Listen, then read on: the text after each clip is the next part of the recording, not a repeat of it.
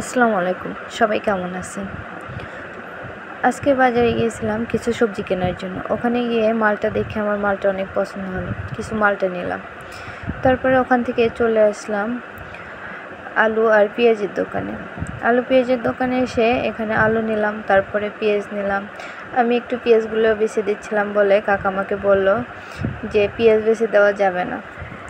তারপরে আমি এখান থেকে রসুন নিলাম, রসুনগুলো একটা একটা করে বেছে ভালোগুলো নিলাম।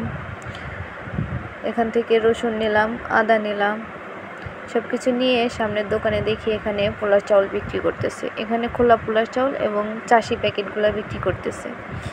এখানে দেখলাম খোলা প্যাকেটের চেয়ে চাষিগুলো অনেক ভালো, সেই জন্য ওখান থেকে এক প্যাকেট চাষি নিলাম। তারপরে এখানে দেখলাম আপেল বিক্রি করতেছে।